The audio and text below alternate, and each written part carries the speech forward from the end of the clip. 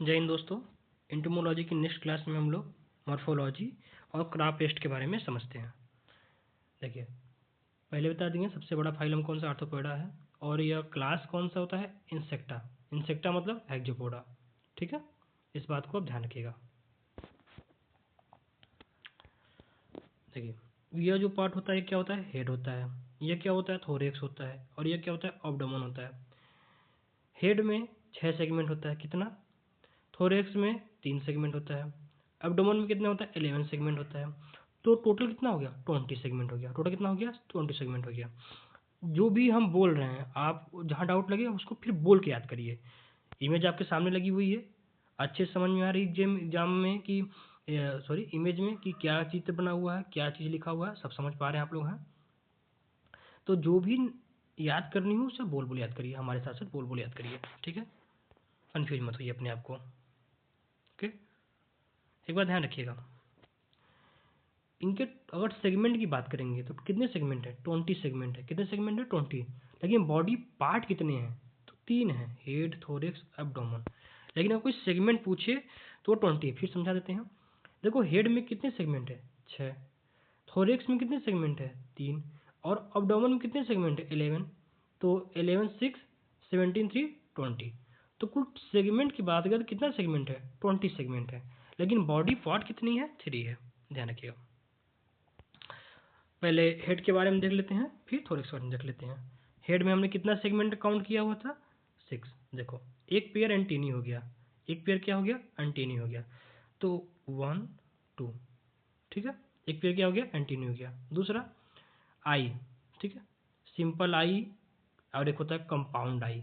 ठीक है, कंपाउंड आई मतलब क्या होता है, देखो जैसे एक ई आई हो गया, उनका एक आँख हो गया। तो इसमें छोटे छोटे छोटे छोटे छोटे छोटे लाखों लेंस बने होते हैं।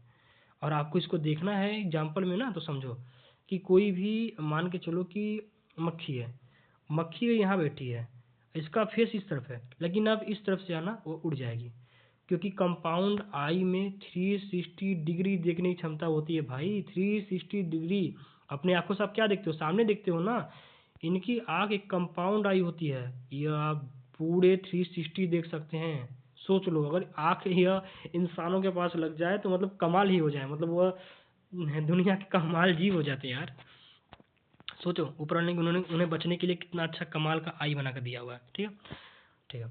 तो हो गया 6, 2 2 4 6। ठीक है, थोरेक्स में देखते हैं। थोरेक्स में भी 3 पार्ट होता है। प्रो मतलब आगे, मेटा मतलब पीछे, मीजो मतलब बीच वाला। Prothorax, मेजोथोरेक्स, prothorax, मेजोथोरेक्स, metathorax. प्रो मतलब आगे, मेजो मतलब बीच में, मेटा मतलब लास्ट वाला। कितने थोरेक्स हो गए, 3 थोरेक्स हो गए। ध्यान रखना आप लोग। ओके, आगे ये एक ट्रिक बना के लिखा गया यहाँ पर है, अगर चाहो आप लोग तो ट्रिक को याद कर लेना।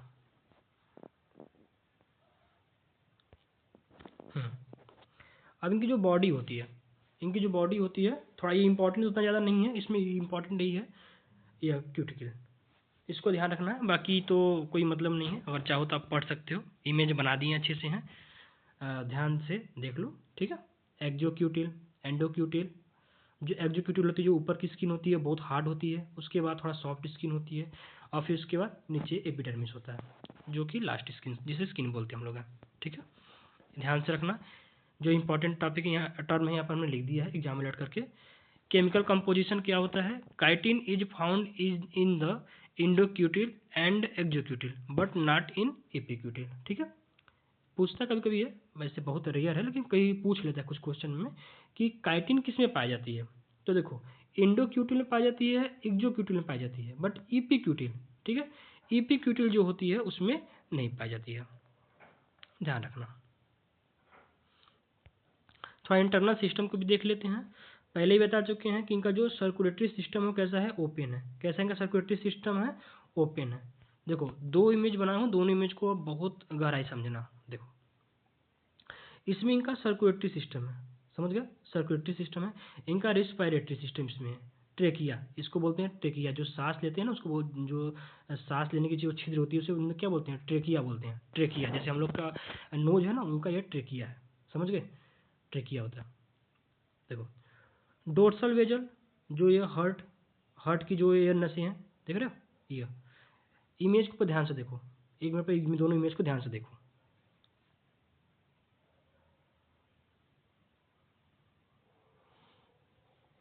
देख लिए, अब समझो। देखो सर्कुलेटरी सिस्टम का ये जो दिखा है, ये इनका क्या है, डोर्सल वेनस है, जो हार्ट की वेनस है। ओके, तो यह और यह ध्यान से रखना, यह इनका ओपन सर्कुलेटरी सिस्टम है। कैसा है, यह ओपन सर्कुलेटरी सिस्टम है। क्वेश्चन में सही आता है, इनका सर्कुलेटरी सिस्टम कैसा होता है, ओपन टाइप का होता है। इतना डीप तो नहीं पूछेगा या। और रिस्पिरेटरी सिस्टम कैसा होता है, ट्रेकिया नेटवर्क होता है। कैसा होता है, ट्रेकिया नेटवर्क होता है। आगे ओपन सर्कुलेटरी सिस्टम समझ गए, ट्रेकिया समझ गए। थोड़ा एग्जाम अलर्ट भी देख लेते हैं। की कंसेप्ट क्या है, in the open circulatory system हेमो lymph is not involved in gas exchange, only in nutritional transport and waste removal। समझे, सर्कुलेटरी सिस्टम का क्या करता है, गैस एक्सचेंज के लिए काम नहीं करता है, क्या करता है, बस न्यूट्रिशनल ट्रांसपोर्ट और वेस्ट को बाहर निकालने के लिए काम करता है। ये समझ गया। हम लोगों ने क्या देखा था, यहाँ देखो, देखो हेड में कितने सेगमेंट है, 6 सेगमेंट है। थोरैक्स में कितने, 3। एब्डोमेन में 11। अब इसको आगे देखो, हेड में कितने थे, 6 सेगमेंट थे, यहाँ पर देख लिया। थोरैक्स में कितने हैं, 3 है, यहाँ हो गया, ठीक है। और उसके बाद क्या था, एब्डोमेन में 8। और एक मतलब देखो 8 पेयर्स होता है एब्डोमेन में, और 8 to 11 होता है।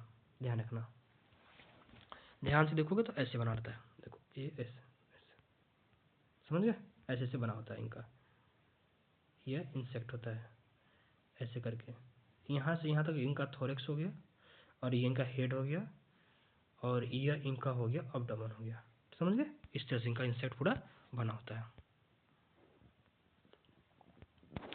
एक्सक्रिएशन एंड रिप्रोडक्शन थोड़ा ये समझते हैं, बहुत पेचीदा इनका एक्सक्रिएशन या रिप्रोडक्शन तो नहीं होता है, थोड़ा समझ लेते हैं। कैसा होता है, यूनिसेक्सुअल होता है, ओविपेरस होता है। ओविपेरस मतलब क्या होता है, जो अंडे देते हैं। ये एक पॉइंट नोट करने लगे, कैसा होता है इंसेक्ट, ओविपेरस होता है, यानी कि एग लेइंग होता है। ओके, ध्यान रखना। Reproduction organ located in abdomen, इनका जो ये होता है एब्डोमेन, इसी में क्या होता है, रिप्रोडक्शन सिस्टम इनका, और रिप्रोडक्टिव आर्गन जो होता है लोकेटेड होता है।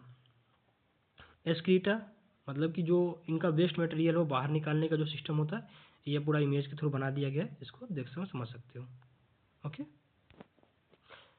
हाँ मेलपीजियन ट्यूब यूज होता है। ये क्वेश्चन ये पूछा हुआ है कि एक्सक्रीटिया सिस्टम में कौन सा ट्यूब यूज होता है, तो मेलपीजियन ट्यूब होता है, ये थोड़ा ध्यान रख लीजिएगा, और कुछ इसमें इंपॉर्टेंट नहीं है। हाँ, एक ओविपेरस यह ध्यान रखना, दूसरा क्या रखना, बीबीपेरस। बीबीपेरस क्या होता है, give birth to live beings, ठीक है, जो जिंदे निम्फ को बच्चे देते हैं उन्हें बीबीपेरस बोलते हैं, ये ध्यान रखना।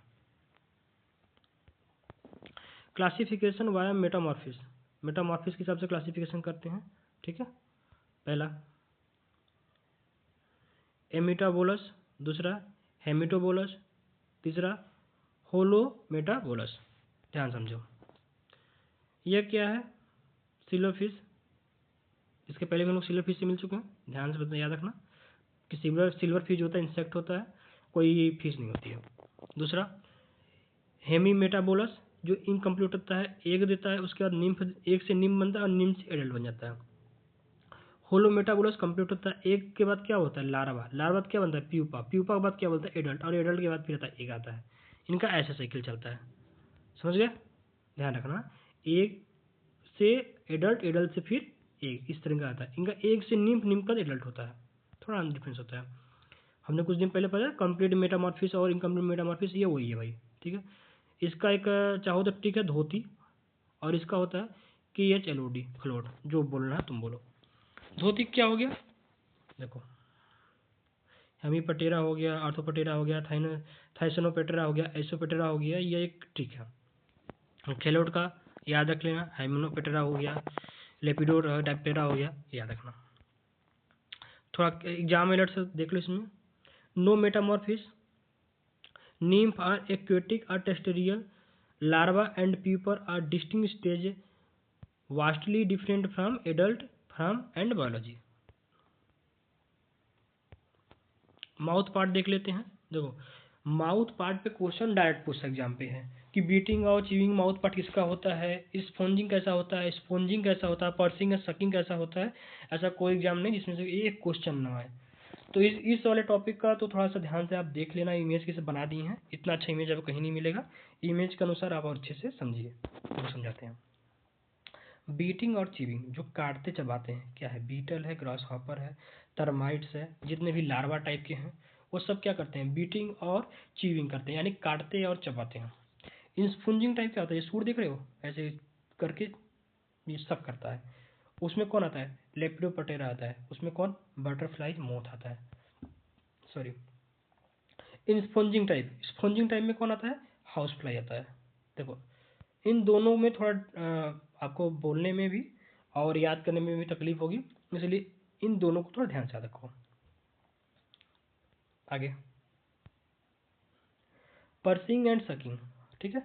ये पर्सिंग मतलब क्या होता है, पहले ऐसे घुसेड़ो फिर उसको रस चूस लो। और सबसे अच्छा एग्जाम्पल है, रोज मुलाकात होती होगी आप लोग का इनसे, मच्छर देव, ठीक है। मच्छर देव से रोज मुलाकात करते हो ना मॉस्किटो से। तो ये क्या किस टाइप के हैं, पहले अपना सूढ़ी घुसेड़ते हैं आपके स्किन के ऊपर, फिर उसके बाद उसमें से तुम्हारा ब्लड चूसते हैं।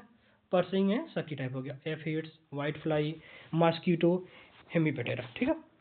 चीविंग एंड लैपिंग, चीविंग मतलब होता है ऐसे ऐसे लिप लिप ऐसे ऐसे स्किन पे लिप लिप करके चूसना उसमें से।